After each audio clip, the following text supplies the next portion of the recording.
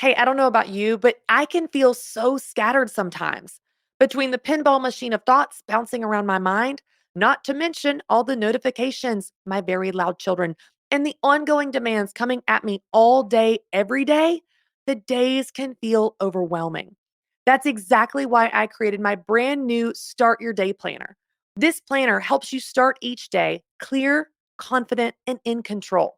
This simple 5-minute morning routine gives you easy prompts that give context, clarity, and focus to your day so you know exactly what to focus on and you finally feel good about how you spend your time. And I'm so excited to let you know that the physical hard copy of the Start Your Day Planner is now available. You can head over to startyourdayplanner.com to get your copy. And if you want to check it out before you buy it, you can even download a free digital sample of the Start Your Day Planner. You can see the inside. Go ahead, get started on the system and try it out for yourself. Head over to startyourdayplanner.com and get ready to start your days in a whole new way. That's startyourdayplanner.com.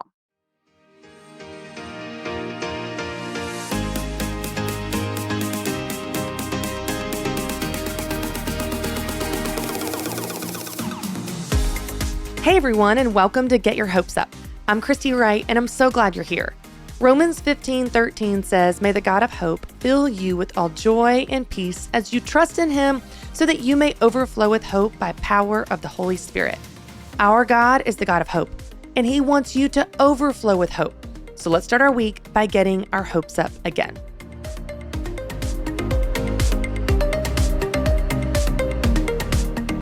Now, today I'm so excited because I get to sit down with my good friend, Hannah Keeley. If you don't know Hannah, let me just tell you about her. Hannah is America's #1 mom coach. She is an ordained Christian minister, master board certified life coach, and oh, by the way, mom of seven, y'all. She combines faith and psychology to help moms create radical transformation in their lives. I love my conversation with Hannah because she helps you feel normal. She helps you understand the mom brain or the brain fog that you've been experiencing and what to do about it. Today is part 1 of my conversation with Hannah Keeley. I know you will love it, so let's check it out. Hannah, thanks so much for being here. I am so excited, Christy. Every minute I get to spend with you, I just love. Okay, You're amazing. I was just saying this before we started recording. You're so kind, but okay, if anybody's amazing, you're amazing. What in the world? You have done so much. And I was reading your bio and just studying a little bit about your work, even in the last few years. What you have done is seriously impressive. But let's just start with the fact that you have 7 kids, because I think that has to take the cake of being the most impressive of all. That's the most fun. That's the thing I'm most proud of, honestly, when it comes down to everything you can accomplish. I just believe family is the most important thing. And I would tell my kids that all the time.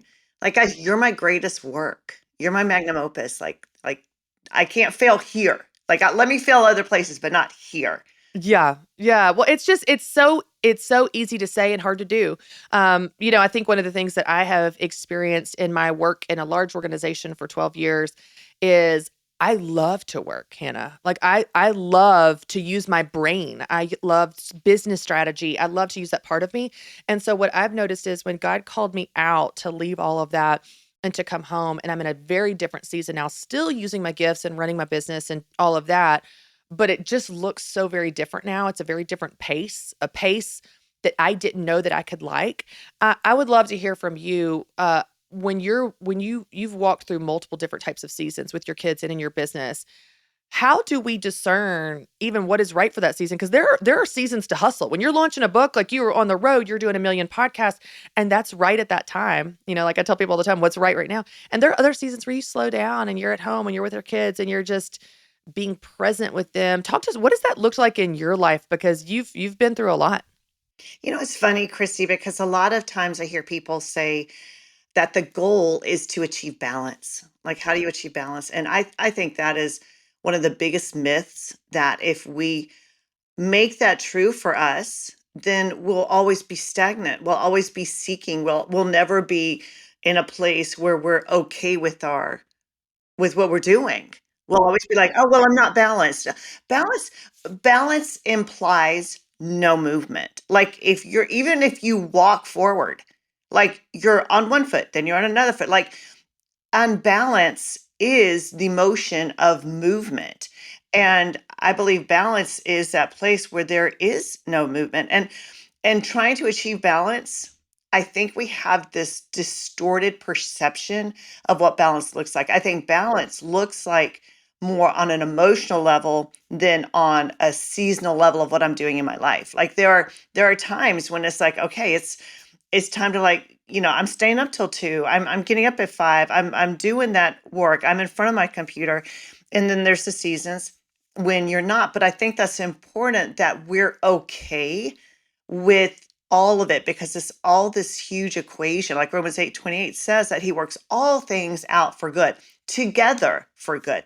And so if God's working all things together for good, then we have to be okay with all the different elements looking different at different seasons and not holding shame or condemnation over ourselves when we do have a busy season. Like we're like, oh, I'm not resting enough or I'm not working enough. Like, what is enough anyway? Like Right. I'm already getting into some. Yeah. Well, no, it's so true. I mean, when I wrote my book, Take Back Your Time several years ago, it's the guilt-free guide to life balance. And the whole premise is that our ideas of balance is wrong. And I think most of us feel like that balance, this myth of balance, is doing everything for an equal amount of time. Every day we're working out and having quiet time and having time with friends and being a great mom and doing our business. And it's like that's not realistic or sustainable at all. But instead, what I've found in my life is that I feel balanced inside myself when I'm doing the right things at the right time. And so in the season of hustle, I'm hustling. In the season of summer, I'm at the lake with my kids. And when we do the right things at the right time, we feel a sense of balance, but it doesn't come from everything doing everything equally. It's actually the exact opposite. And so the question I'm constantly asking myself at the start of a new year, at the start of a new quarter, at the start of a new month or a new week, or even every day, what's right now? What's right now? And when you do what's right now, you can actually feel balanced, even in your busy life when things are way out of balance and you're focusing on one thing, but it's the right thing to focus on that week. And we know that that can change. I mean, gosh, you and I could make plans on a Sunday night for here's our week. Wednesday, we get a positive flu test. It's like, okay, we got new plans. What's right now just changed. I'm canceling my meetings. My kids at home. We're going to the doctor. And so I love that permission to be what the world would say is out of balance, but actually it is your version of doing what's right in that season and discerning what that is. And I know you've gone through so many of those where you've gotten to live that and you have that perspective now to share that.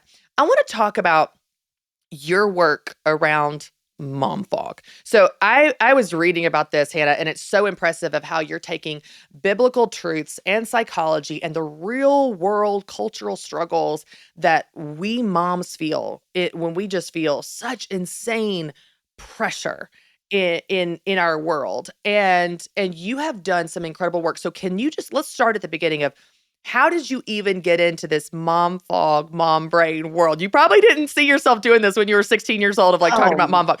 my Tell me how you goodness. got into this. No, I was gonna be like a rock singer on tour. So no, I did not. I did not imagine this. But it's funny because I think our biggest successes come out of our greatest catastrophes, honestly. Like, and it was my own crisis, really, that led to me looking further into this because I was a behavior therapist. And Christy, I mean, the best moms in the world are the women before they have kids. Can I just say that right Oh, now? you got all kinds of opinions. Oh, best parenting always comes from people who have no kids. I will never. Yeah. I know. It's like, oh, well, when I have children, like That's right. don't even go there. You don't want to go there with me and then get in an elevator with me. But anyway, so this idea I had of like who I was going to be and the kind of mom I was going to be, and it was so idyllic. And after a few kids, I lost it. Like literally that I don't know if you've ever been here or if any of your listeners have. I hope not. But it was that place where there is no positive place to turn. Like my house was a wreck. I was not managing my time. I was not managing my money. We were so broke. All we had were insufficient funds. Like that was it. We didn't even have like any credit to borrow from. Like we just had insufficient funds and I was out of shape. And the worst part of it was the debilitating depression and the anxiety. And Christy, I was a behavior therapist. None of my strategies are working. None of them. I'm like, what is wrong? I am a total failure. My kids deserve a better mom. I'm like losing it. I can't do this. And one day I just basically had a nervous breakdown. Like I walked into my bedroom with a load of laundry, caught a glimpse of myself. I looked like dead mom walking, no, like just lifeless, dirty hair, husband's clothes because I couldn't fit into my clothes, and just lost it. Like dumped the laundry right there on the floor and just started bawling my eyes out. Like ugly cry, like not something you see on a Lifetime movie. This was ugly cry. This was like all the snot and tears Low and everything. point, real low point. Yeah. Real cry, the real cry. And just begging God, God, please send help. I can't do this. How many kids did you have at this point? I only had a few kids. Like, I think I had 3 kids at the time, Okay. Okay. and, could not manage anything and just struggled every day. Woke up feeling anxiety, went to bed feeling frustration, like, and at that moment, I'm begging God, "God, please send help. Send something. Give me a miracle." And I did hear God at that time. Like, he was very clear and, interrupted the crying and said, "Get up and fold your laundry." Mm. And that is not Chrissy, girl, I wanted, like a knock at the door. That's I right. That's wanted right. I wanted that story that you hear from stage where it's like, and in that moment, that's when I heard the knock at the door. And I opened the door and there's a man who said, I felt called by God to drop off this check for $78,000. I don't know why. And it's like, and everyone in the crowd is like, yes, Lord, yes, God, do it for me. And that's the story I wanted, not get off your butt and fold your laundry. So I'm like, I don't I've want heard to that do story this. so many times though, where it's like, put on your shoes, Yeah. make your bed. And you're like, Yeah. no, that's not No, cool. That's give something me a real fun and miracle. impressive. That's right. That's right. Making my bed is not a miracle. That Please is no. not the miracle I was looking for. But here's the thing that hit me at that time, Christy. Everything I had been trying to do up to that point was not working. And and I'm not just sharing this to tell you about me, I'm sharing this to tell everyone about themselves that if you're in a situation where you need help, the most powerful strategy that will work for you is the one you least feel like doing. It's the most counterintuitive. Girl, I did not want to get up and fold my laundry. I wanted the heavens to roll back and hallelujah chorus and someone show up at my door. But that's when I realized, there's a way that seems right unto men, and the end thereof there is death. And I was like, okay, I'm doing everything I think I'm supposed to be doing, not what God's telling me to do. So I will do the most counterintuitive thing, and I will get up and fold my laundry. And it was almost like, not like, yes, Lord, I will be obedient. It was like, all right, God, I'll do it, but you better be on the other side of it. It was almost like that. And at that point, that's when things started changing because God will not do anything he's already equipped you to do. He just won't do it because we live in the finished work, and he will do what we can't, but he's not going to do what we can. And so at that point, I was like, okay, I'm going to be obedient. And I did the thing, and then I did the next thing, and then I did the next thing. And that's when I really started researching mom brain. And he led me to look into that. And I found out there's so many changes that happen in a woman after she has a baby. And I was fighting against it. I didn't know how to work with it. And there was nothing at the time. Like today, I have a whole university for moms, but there was nothing at the time to help a woman with mom brain. And so I had to figure this out. Like I had to spend the years and I had to invest and I had to figure it out. But when I did, life started changing for me. And then he led me one day. I was in the grocery store and I was starting to pay off my debt. I was losing weight. I was happier. The stress was gone. My house was clean. And he said, look around. And I saw all these women doing what I call the shopping cart shuffle, where you're just like laying on the shopping cart and like trying to make it through the grocery store. And he said, bring it to these women. And that's when I started just doing coaching. Just literally like pick up your phone and call like it was back then.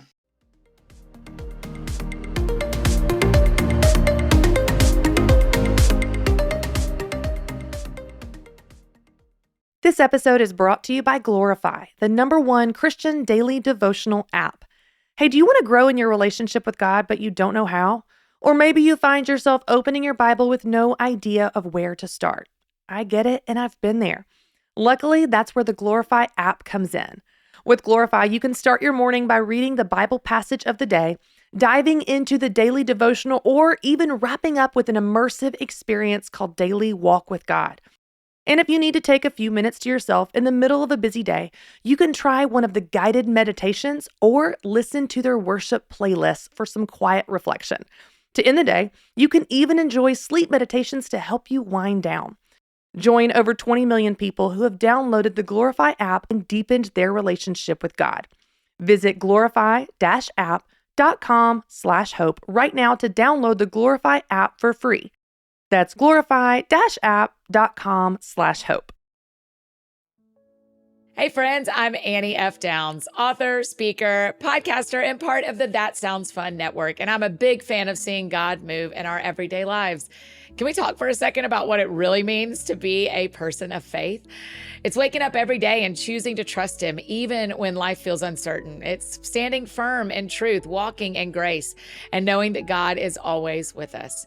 But I know staying rooted in faith is not always easy. At least it isn't for me. And that's why I love Glorify, the #1 Christian devotional app designed to help you start, grow, and strengthen your relationship with God every single day. One of the things I love about Glorify is the amount of options available to me through the app every day. Not only does it help me kick off my time with God with their daily devotional, but there's a song of the day to listen to and a community of other users available to engage with. It's really cool.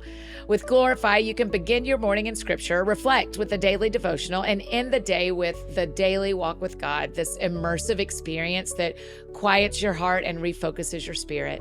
It's one of my favorite hacks, something simple but powerful that keeps you anchored when life gets busy. And since we're shining a light on women this month, let's celebrate the strength, faith, and stories of women who inspire us every day.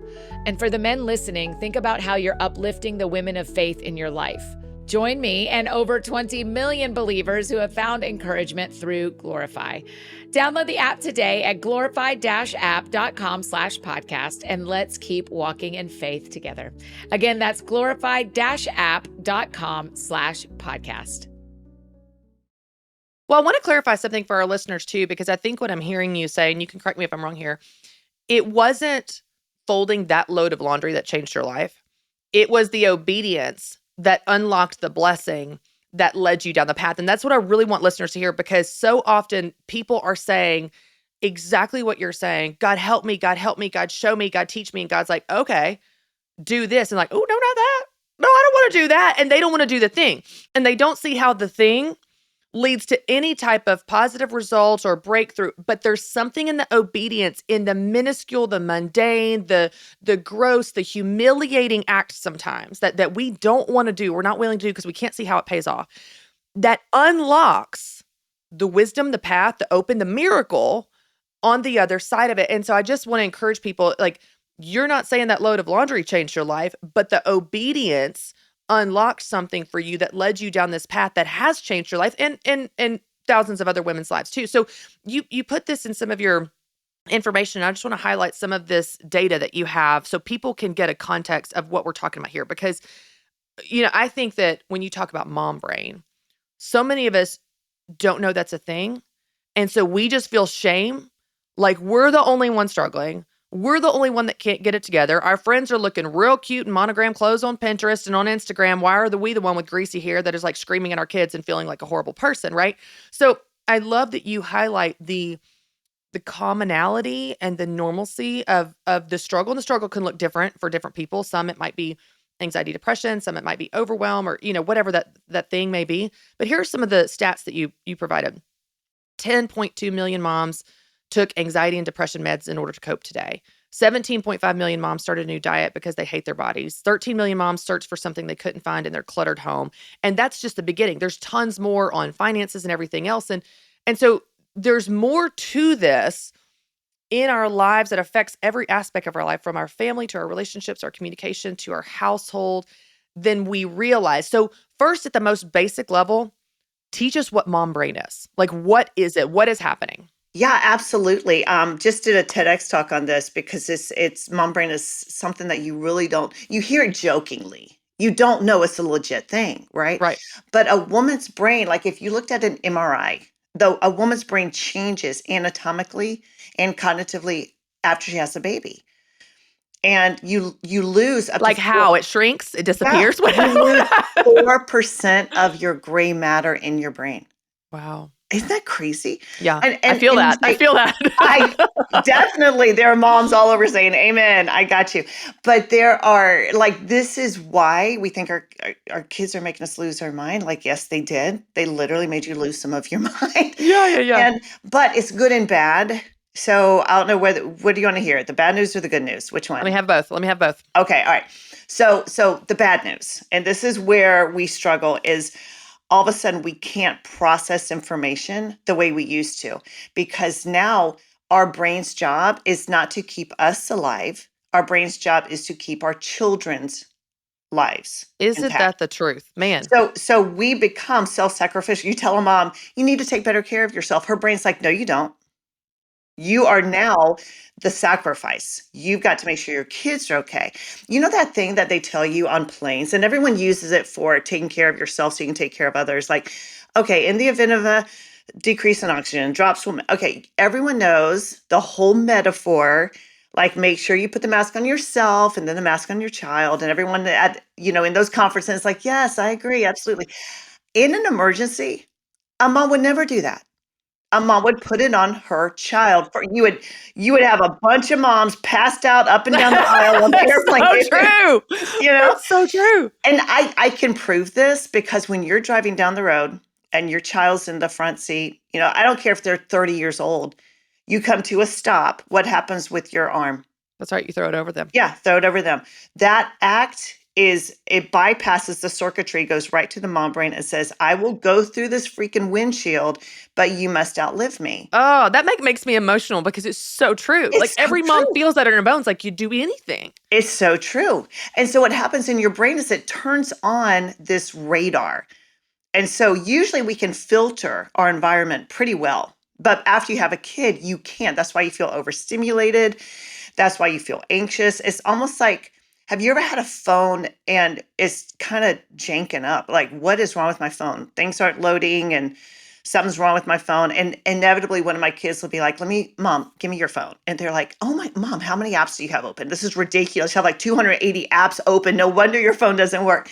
All right, imagine your brain now has all the apps open because it's scanning the environment on a subconscious level to look for potential threats to your children.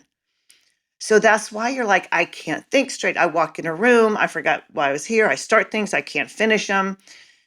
And it's driving me bananas. I'm stressed out. I don't know why. I'm angry and I don't have a clue as to what made me feel this way. That's your mom brain scanning the environment for potential threats. Now, okay, that's the bad news. But the good news is because of that, we develop mother's intuition. So we know things that other people don't know. That's why we grab our kid before they run out into traffic. That's why a child will come home from school and we're like, no, I know something's wrong. Something's just off. Her husband's like, I think they're fine. But you find out they were bullied or something. Like we had this intuition. So it's good and bad. But if we're stuck with the bad, we're like, I don't know how to get control over this. Yeah. Yeah. Okay. I have so many follow-up questions from what you just said. So I'm going to try to break this down into some type of order here. Okay.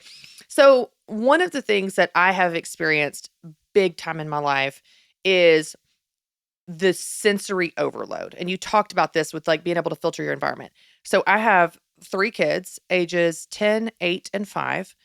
We have discovered in the last 2 years, 2 of them have ADHD. One has anxiety in addition to ADHD. One has autism in addition to ADHD. I myself have ADHD, and I've learned so much about neurodivergence in the last few years out of pure necessity because I've been thrown into this world. I've learned not just talk about good news, bad news, not just the bad news, which is what most people talk about, but also the good news. Like that's the brilliance of how I can do what I do, where I can get on a stage and I can tell a story. And there's unbelievable gifting to the way God made me and made my children. However, the sensory overload is very difficult. It's the noise, it's the dryer, it's the dog, it's the yelling, it's the playing, it's the music, it's the toys, it makes me shut down, Hannah. Like where I want to walk out their front door and I don't know when I will come back. Like it sends me into fight or flight in a way that's legitimately can be concerning when I'm going like, oh, like that's when I scream. I don't want to yell at my kids. I Yeah. never consciously think, man, I really want to yell at them today. But I've gotten way better at controlling myself, taking deep breaths, kind of intervening and self-regulating. I've learned about this. But when I find myself going into that place where it's like where I want to yell, it's almost always due to sensory overload. Never in a calm environment. And am I feeling the need to just yell at people?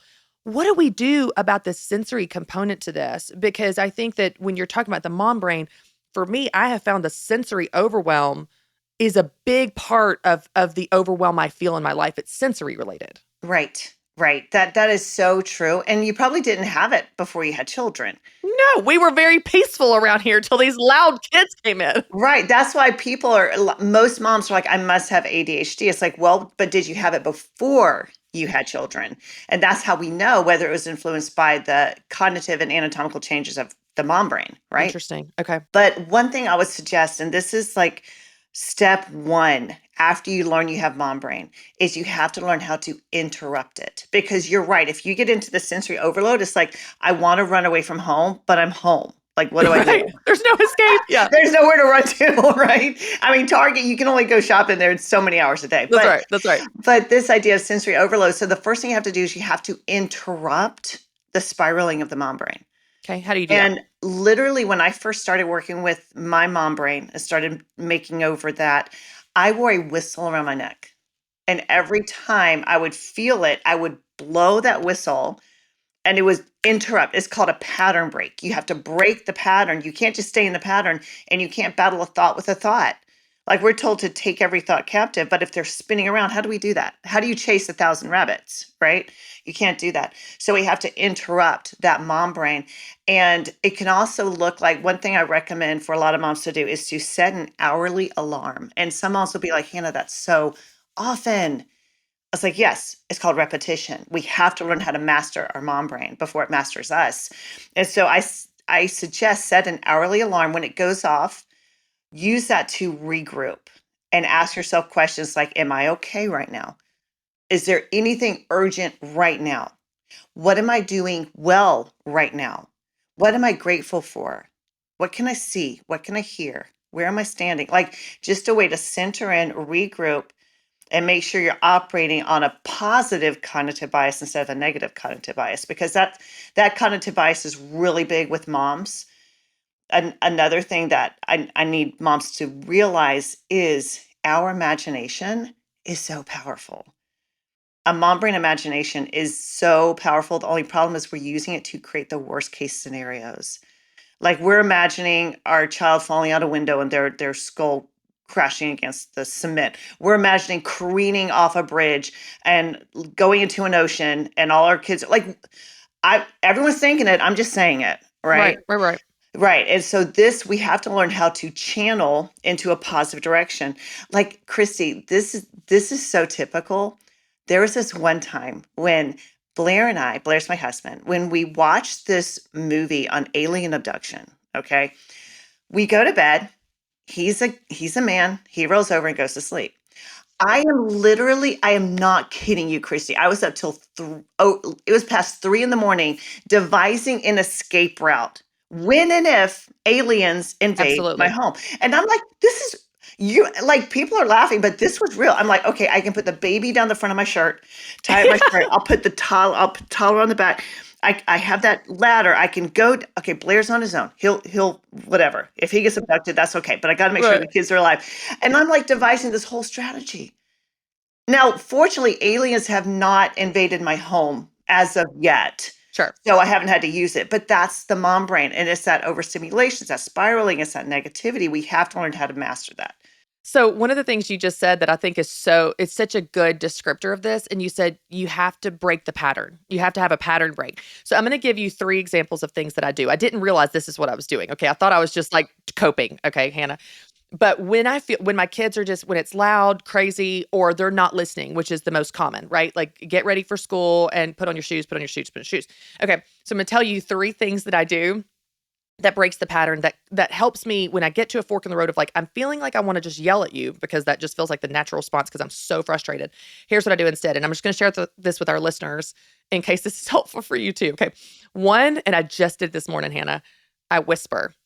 And so I'll get real close to their face with real wide eyes and I'll be like, put on your shoes. And I am so terrifying that they run and get their shoes. Like I look psychotic, but I'm whispering. So I'm not scary. I am scary, but I'm not a screaming scary. I'm a whisper scary. And every time they laugh and look terrified and run and do the thing. So that's 1. Christy. Oh my, okay. So my kids call it the flight attendant voice. Okay. You get that look and you're like, hey, do you remember? I told you to go make up your bed.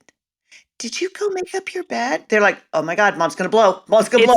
It's terrifying. You don't have to yell. No. Like, what is it? It's scarier. A soft answer turns away wrath. Yeah, because a soft answer sounds psycho. It does. It does. Like, that's the reason. Like, that's the reason God wrote it in his word. It turns away wrath because ain't no one going to mess with a wide-eyed mama who is whispering. That's right. Get close to their face and they will run. It's perfect. Okay. So that's number 1. Number 2 and 3 are similar. Number 2, I will dance. Like when I feel the need to scream, I will just start dancing. And it is so weird. And we all just laugh. It breaks the tension. We all just laugh. And then they realize they're supposed to be doing something. Similarly, I will sing my instructions. Now, I'm the worst singer on the planet. God gifted me as a speaker, Hannah. He didn't gift me as a singer. I'm like Cameron Diaz in my best friend's wedding. It's bad. But I will sing my instructions of whatever it is. And they know if I am now singing to put on your shoes, it's about to get ugly. And they run. We all laugh. And then they like, do it again. I'm like, I don't even remember what I said. Like, I don't even remember the lyrics I just made up. But whispering, dancing, and singing are 3 things I didn't realize what I was doing, but I was breaking the pattern. That's exactly what you're saying. It was a way for me to regulate, interrupt the tension, get their attention, and break the pattern. So I love that advice. I love that you had to whistle that. Hey, when you got 7, we got a whole soccer team. We need a whistle. We need a black and white striped shirt. Referee. We have got, get on the bench. You're out. Game on. Get your game face, baby, because it's getting real today. All right, y'all. That's it for this week's episode of Get Your Hopes Up. I love hanging out with you every Monday to help you get to know God, get closer to Him, and get your hopes up again. Be sure to tune in next week for part 2 with Hannah Keeley, and share this episode on Instagram and Facebook so other people can get their hopes up as well. Then I'll see you next Monday for another new episode of Get Your Hopes Up.